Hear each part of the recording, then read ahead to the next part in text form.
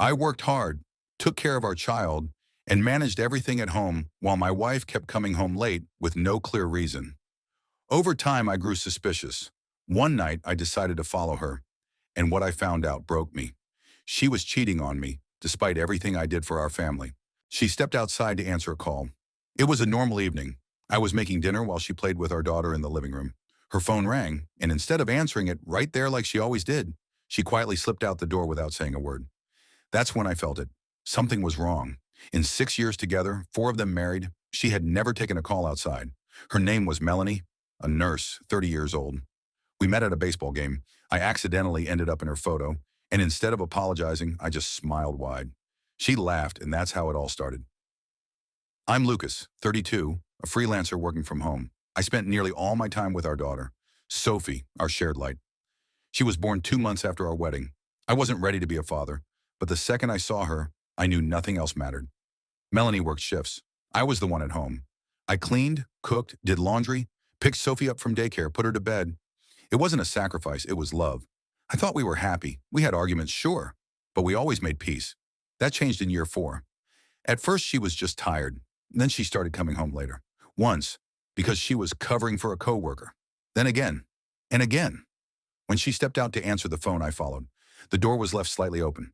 I hadn't meant to eavesdrop, but I heard everything. A man's voice, laughter, a quiet, "I missed you." I froze. There was no going back. When she returned, I was standing at the stove. She didn't suspect anything, just asked what groceries we needed. I gave her a list. She left, and I knew I was going to follow her. And if I was wrong, fine. But if I wasn't, I needed to know the truth before she burned everything to the ground. I followed her 15 minutes later, asked the neighbor to watch Sophie for a couple of hours, said I had urgent work. The engine was quieter than my thoughts. I could barely breathe. The grocery store was busy, cars packed into rows. I parked across the lot and waited. 20 minutes later, I saw her. She didn't come out alone. A man, tall, with a grocery bag in one hand and her hand in the other. They stopped by a car. She laughed, and he leaned in to kiss her temple. I watched like it was a scene in a movie. I knew this man. We'd crossed paths once or twice. His wife had given birth at the same hospital where Melanie worked. He was married. That's all I managed to process before my legs moved on their own. I walked into the store. Through the glass doors, I saw them saying goodbye, quick, confident. He walked one way, she the other. I intercepted her at the exit. She saw me and froze. Her face was a mix of panic, guilt, and shame. I didn't say anything. I just looked at her. She mumbled, "You weren't supposed to see that." I turned around and walked out. At home, Sophie was already asleep. I sat in the kitchen in the dark. My hands were shaking. My chest felt like it was collapsing from the inside. I didn't know how to tell my daughter that mom wouldn't be coming home with ice cream anymore. I didn't know how to tell myself that every kiss, every story about a long shift, had been a lie. When she came back an hour later, empty-handed, I didn't get up. She tried to speak. I stood and said, "I saw everything." No more words were needed. She shut her mouth, lowered her eyes, and walked to the bedroom. I stayed in the kitchen. Toys were scattered across the floor. Pasta half-cooked on the stove. Silence, heavy as stone, pressed on my chest. The next morning, she didn't bother pretending. We ate breakfast in silence, like strangers. Sophie chatted about daycare, and I smiled for her sake, but inside everything was burning. Melanie avoided eye contact, didn't ask a single question, like she already knew she had no right. When Sophie went to her room, I asked how long it had been going on. She was quiet for a while. Then softly she said, "About 6 months." I nodded. Not because I expected it, but because nothing surprised me anymore. I asked if his wife knew. She said, "No. He promised he'd handle it." I didn't want any more details. Every answer cut deeper than the last. She said it started with talks after shifts, that he listened, made her feel like someone finally heard her. I stayed quiet, not because I wanted to understand, but because I needed to hear it just once. She apologized. No tears, no drama. Just a plain, "I'm sorry I broke what we built." I didn't forgive her. I stood up, packed her things into a bag, and set it by the door. She didn't resist, said she'd stay with a friend. I didn't ask which one. I didn't care. I stayed with our daughter, told Sophie that mommy was staying in another house for a while because sometimes grown-ups fight and need time to think. She accepted it easier than I expected. Kids always feel things before we think they do. The first few days felt like fog. I'd wake up and automatically make 2 cups of coffee, cook meals for 3, wash her laundry. Then I'd stop, staring into an empty room. Each day grew quieter. The peace I used to be grateful for now pierced my ears. I didn't know how long it would take to forget. I just knew there was no way back. She came back 3 days later. Stood at the door with red eyes and a takeout bag from the restaurant where we'd had our first date. I didn't open. Watched her through the peephole until she left. That night she texted, "I understand everything. Can we talk?" I didn't respond. The next day, a new message. "I miss you. I want to fix this." I deleted it without reading. It wasn't revenge. It was self-defense. I didn't want to fall into the trap again. In the following weeks, she came by twice more. Once to drop off a letter, another time to bring a toy for Sophie. I let her see our daughter. No words between us. They spent half an hour together, then Melanie left. Sophie didn't cry. She just asked, "Is mommy going to live somewhere else again?" I said, "Matt, for now, yes." Something inside me snapped, but I didn't show it. I started filing divorce papers. No drama, no calls, just step by step. Melanie sent long messages about guilt, regret, about how she messed up and didn't mean to lose us. I didn't believe words anymore.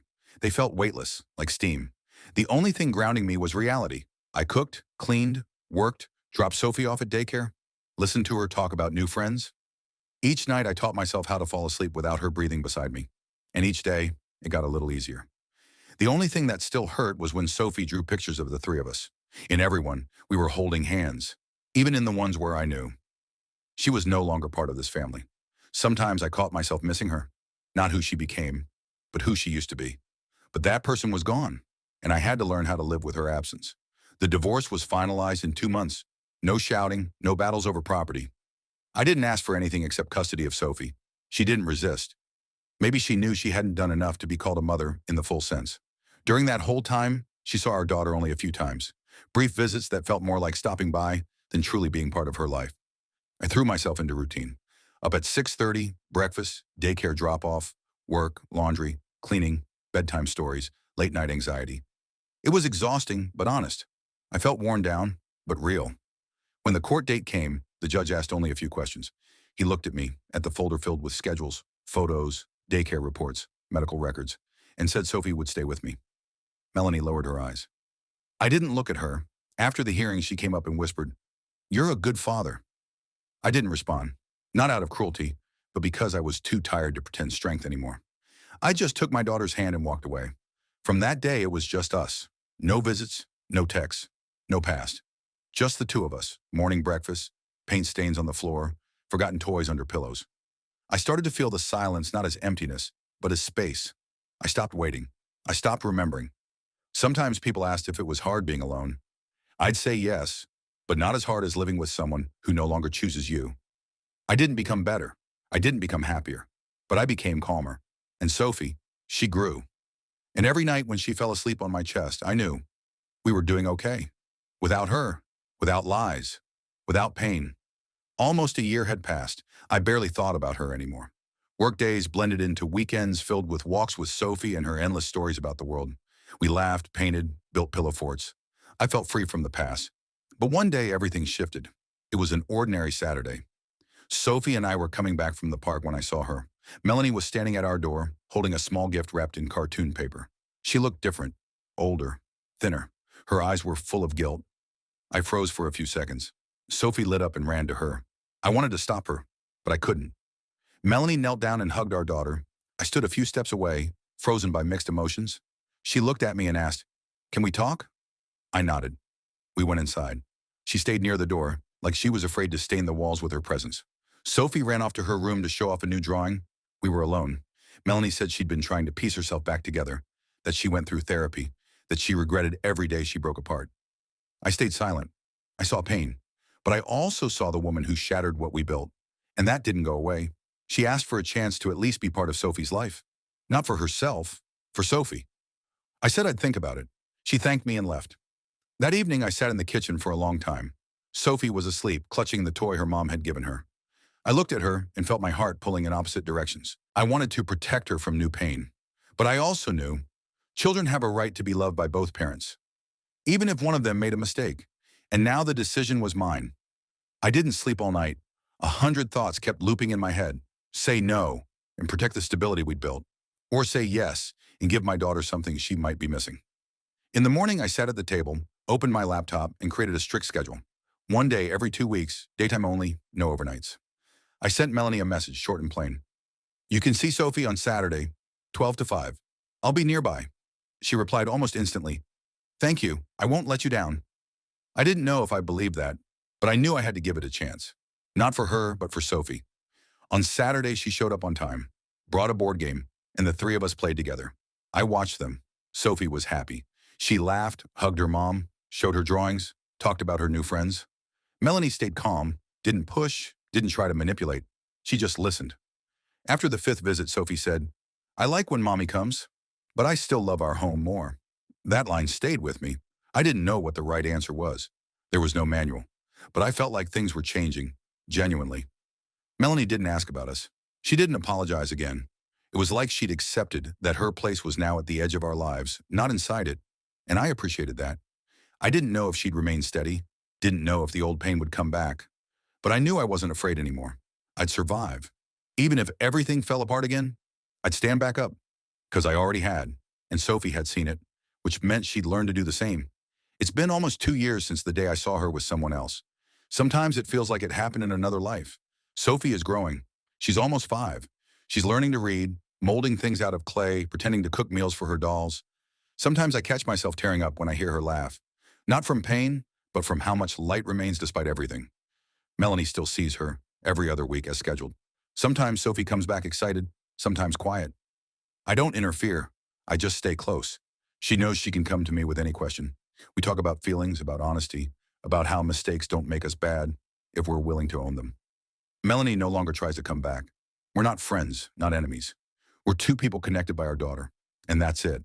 I don't hold a grudge. I just don't feel anything anymore. That's real freedom. I'm not waiting for apologies. I don't pretend I was a perfect husband, but I know I was real, and that's enough. Sometimes I think about the future, about the day Sophie will grow up and ask why her mom didn't live with us anymore. I won't say anything cruel. I'll tell her the truth, that even people we love can betray us. But that's not the end. The end is when you stop standing back up. And I didn't stop. I survived. I kept warmth inside me, even after walking through the cold. I didn't become harder. I became quieter. I'm rebuilding my life without loud promises or big declarations, just getting up each day and doing what I can. For myself, for Sophie, for the man I've become again. And if she ever asks me what I learned from all of it, I'll say, to hold myself steady when everything else collapses, and to never choose someone who didn't choose you.